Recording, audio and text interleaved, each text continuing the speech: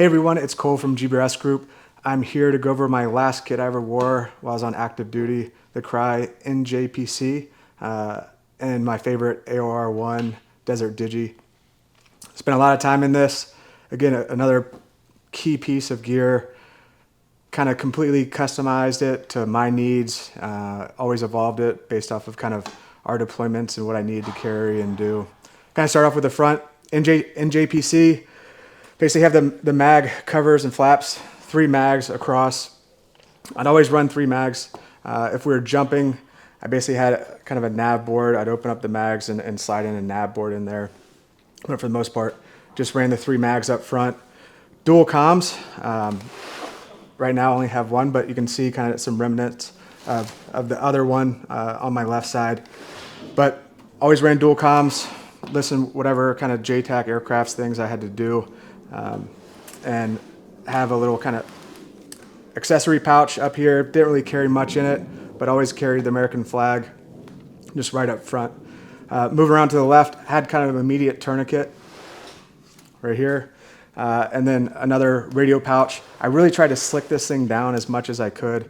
Everything from removing bungee, molly, whatever it was, I was just trying to drop ounces, which we had a saying, dropping ounces equals pounds. And the weight was really key on that. Moving around kind of the side, miscellaneous pouch, I called it. I'd run everything from explosive initiators, gloves, notebooks, kind of whatever you needed. But it was kind of just my accessory, snack pouch, you name it, type thing. Moving around to the back, usually depending on what we were doing, how far we were walking, I'd do everything from using heavyweight rubber bands, attaching water bottles on the back. That way I could preserve my camelback and use the camelback at the last. That way I'm dropping weight, but I'm utilizing the water as a walk-in. Also run kind of dual explosive breeches. Right here you see the radio antenna. I had radio antenna cable extensions kind of going all the way through here on the inside, trying to keep it streamlined, but not over pouching my stuff and making it streamlined and just kind of efficient for my needs. On the back too, so camelback, I'd always run a camelback back here, no matter how long kind of the op was. So if it was a short, I wouldn't have to add water bottles on here, and keeping that camelback always was key on this. Another kind of miscellaneous pouch on the back side, I'd run everything from puffballs in here to 6-foot strip charges. What's a puffball? Puffball. So puffball, depending on the temperature, usually depending on the time frame, it'll get a little cold. So we dress and layer not to overheat on the walk-ins. Once we hit the target secure, we're not moving around as much. Maybe we're on roofs, kind of letting everything kind of progress on the target secure. But basically, I'd be able to reach out and grab a puffball. Just puffball jacket can condense down really small. Throw it on, and again, I wasn't having to bother somebody on grabbing it for me.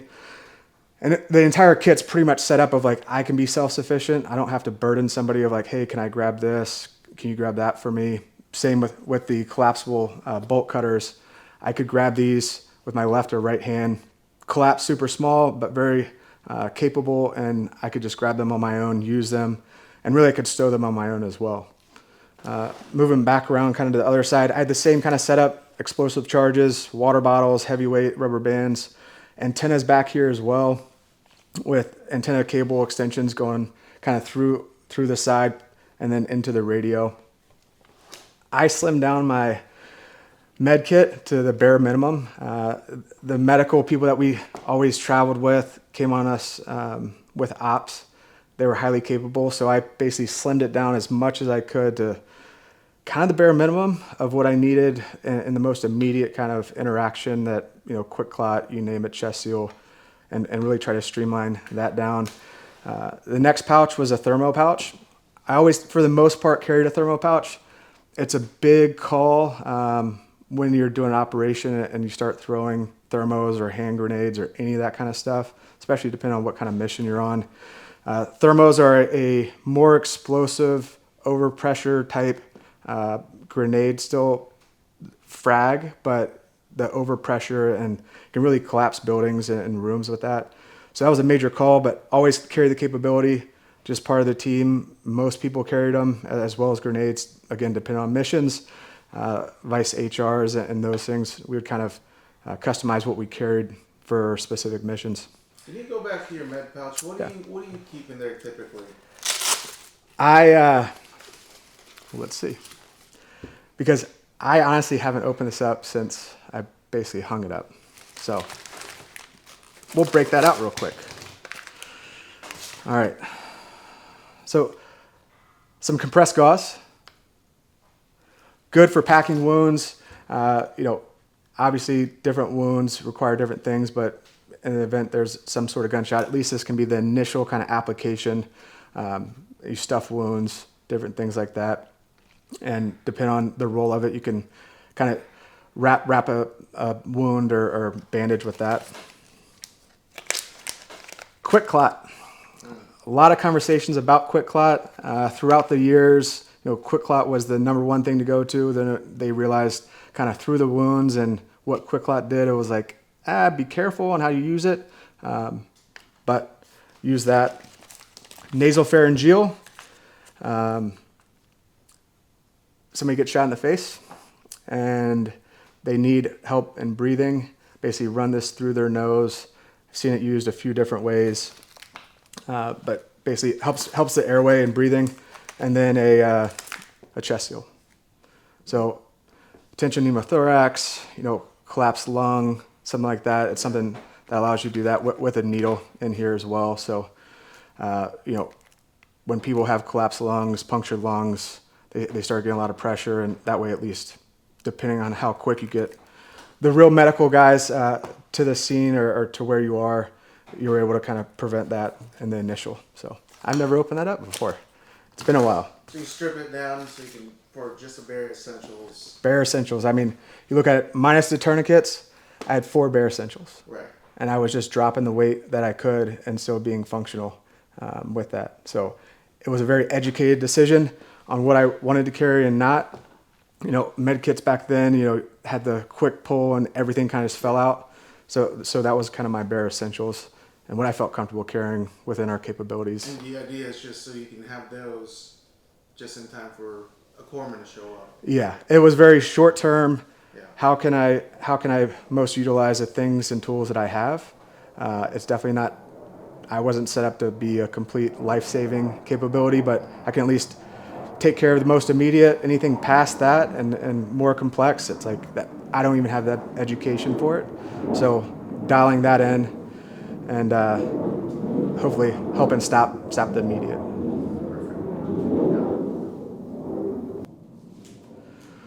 So also I have a multitude of different pouches from different companies, and that's just how I still roll today.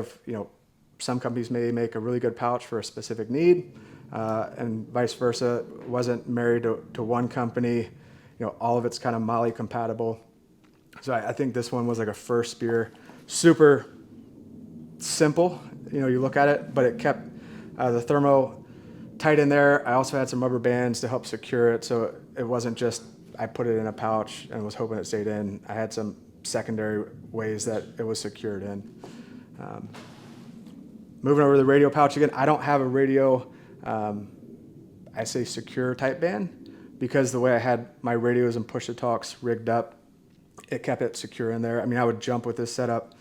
It wasn't something kind of out of naiveness. It had been tried multiple times, and again, just trying to keep everything slicked down as well. Kind of on the shoulder straps, I rigged up this tape. I ran dual comms, so basically when I put my headset on, I put my dual comms cables right through here. Again, it kind of kept everything slick, out of the way. You're manipulating your primary, slinging it, doing whatever, so that stuff wouldn't get caught, and it would keep it super streamlined. Nothing really bulging to be able to catch on. Sorry. I also, it's now been a little while, so the rubber bands have dry rotted off the shoulder straps. But I ran about 4 or 5 rubber bands on each side of my shoulder. Some would help maintain the Camelback water hose, so it would keep it tight in here. Some would manage the explosive breaching charge, det cord, and that would keep it all, again, very streamlined, wouldn't catch on things, and had a system that worked for me. One other thing, These black lines, depending on the weather and fitting the gear and where I wanted the plates to ride, I would always kind of measure and I would just mark it with a black marker. So if I had to take it apart, I always knew I could set it right back where it needed to go. So I wasn't trying to fidget it. Spent plenty of times with it in the mirror, seeing how it functioned or how it rode, if it was even, not. And the entire kit too, it was all a weight balance. So, if I'm putting a radio on here, I have to offset it here, right? If I'm only running one radio, vice two. But if I have two, it's like equal kind of weight, and all the way around, front and back. I wasn't super heavy in the front, wasn't super heavy in the back. Really evened out well and nice. One thing I just did, it was like my little quirk, especially in our team. I would go and put some mustache tape on our little team. It was just my thing. It was. I've moved to kind of some hockey tape these days on all my stuff, but that was just kind of my little, fun little team thing that I would wrap it around. I'd just go around on the other team guys' things and put it on there. And it was a good kind of team building thing, and we'd all laugh about it. But that's the NJPC that I last wore. So in your kit, how come you were running 2 radios? I'll start off with, I never started running 2 radios until I had some job responsibilities as being like a JTAC comms guy. Once I moved to the 2 radios, basically I'd run one radio on command or assault, kind of dial that depending on what was going on. The second radio I'd run on a fires channel, which basically is a different radio channel where we controlled the aircrafts kind of in the air. So I could talk to either or, and I'd usually be having a conversation with somebody in person too. So I had about 3 conversations going on, one in each of my ears, and then one kind of in person. So multitasking, you're kind of catching, you have the stack organized, you're kind of hearing either ground force, assault, whatever it is. And even when I didn't have a JTAC kind of role or comms kind of role, I still ran 2. It just kind of built SA. And then 2, worst case, JTAC guy, controller goes down, still having that capability, especially you break off into teams. And it's like, hey, I need you to bump over to fires and flex onto a different target. So just keeping that capability was a big thing. And then 2, I was like, I don't have to shift my weight around. Right. Are 3 mags a standard loadout for you? I'd say 3 mags in the front plate were always a standard loadout. Sometimes I'd drop down to 2 because I'd pull one of the mags out, put a big, powerful laser in there, more for marking for the aircrafts. But normally I'd run 3 with 1 in the gun, so 4 total. You look at running 4 total mags, it's 120 rounds. May not sound like a lot, especially when you're out. But for what we did, 120 rounds is a lot per guy, and you times that by however many that are on the ground. It's a lot of rounds. We had some backup plans too, if it was a major firefight for a long time and how we could get resupplied. But for the most part, it was always three mags across and 1 in the gun. That's something a lot of people outside the military don't understand, that you don't need to have 6 mags or 10 mags on you. 4 total will do because you have X amount of other guys are with you. I know we've gone through the conversation before, but the number of mag changes I've actually done real world, maybe 3. Maybe. Wow. 2 definitely, maybe 3. And there was a lot of shit going on, but and that mag change, it's went through 30 rounds, might have gone halfway through another. Combat reload for sure after everything's done, but it's 45 rounds for me. You times that by however many, that's a lot of rounds. So I say that not misperception, but specifically in what the roles are and what you're doing, or we're outfitting ourselves specific to that. So we're not going on a multi-day kind of operation. It's very strategic. I say short for the time period.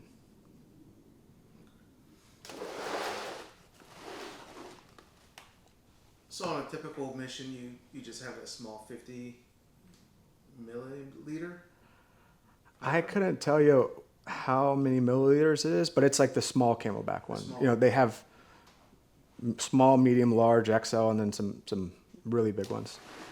This was, I say, the best for my uses and needs. Obviously hydrating well before it, but again, depending on the mission length, what we're doing, how far we're walking, this was usually enough, but kind of on the longer walks and those type of things. I think max I might have carried another 2 water bottles on my back, maybe 4, but probably just 2. And I would drink those on the way in. It was a good in between for that, and basically going through the water bottles on my back left me with this. So by the time usually we hit a target, I hadn't even touched this. So it was more of a contingency. There are definitely some nights I had, but I mean, there's everything from the worst thing is you load up this, you hook up your hose, it's all good. You go out, you land, and there's a crimp in it, and you can't drink it. So I literally got into the process. I'd put my stuff on and I would test the hose, because the weirdest things the hose would break, something in the camelback would break, or something would be pinched. So I literally got into the habit. Every time I'd test it before either putting it on or after I'd put it on in the ready room, I'd test it.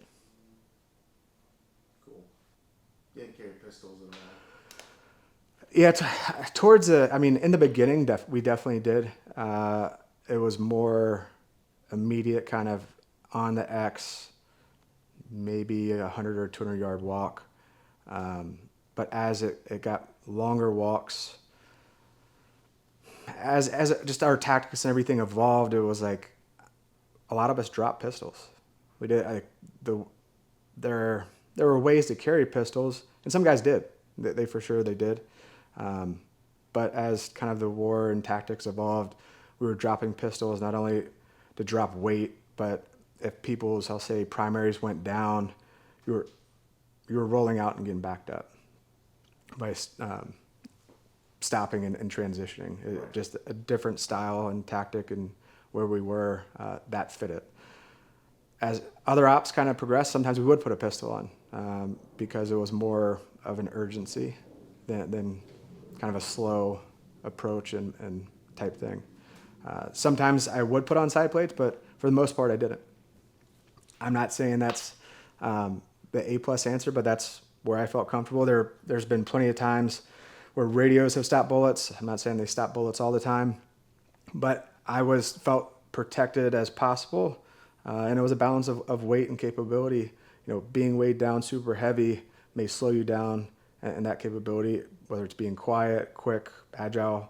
So I always weighed the pluses and minuses of different armor and what I put on when I put on. Can you explain this plate carrier? You use it to jump as well? Yep. And can you explain what a Nav Board is to those who don't know? Well, S&S makes a really good one. They've always made a really good one, and they've continuously modified it from there. I'm sure there's other great companies out there that make Nav Boards, but Nav Boards, it's a board essentially that you'll put in your carrier, and it'll sit out at like a 90 degree. And on that board, you'll have navigation aids, everything from altimeters, GPSs, compasses. I had lasers mounted to it for marking things, backup GPSs, batteries, depending on some backup night vision, just in case your night vision went out for whatever reason. You're able to put another set of night vision on and keep going by kind of being in the dark and hoping and praying. But yeah, nav boards, I would always put it up front. They kind of continuously have modified. I'd go check out S&S to see what we're talking about, to get a full visual and picture of where they kind of started, 15 plus years ago and where they're at today.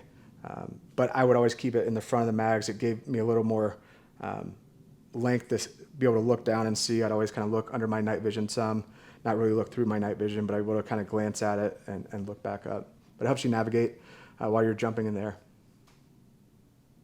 Was there ever an event during your time in the military that was memorable to you with this plate carrier in particular? There are a lot of memorable times, I'll say missions, wearing this, but kind of talking about memorable things, I always wore what I would call the Fackler family war flag. It was an American flag folded up that I put on the inside of my front plate carrier. And I wore that every mission, every deployment, and I carried it with me throughout my entire career, and still have it to today. And one day, kind of pass it on to the kids. But that was, really one of my most memorable. We'd sometimes carry extra flags for people that were special to us, and give them a certificate, and carry it on an op, fly it on the flagpole, and say we carried it on a mission during the deployment. One mission that sticks out, like it was a mag change one. It was in 2011, and it was just like this was one of the kits that did a mag change in that night.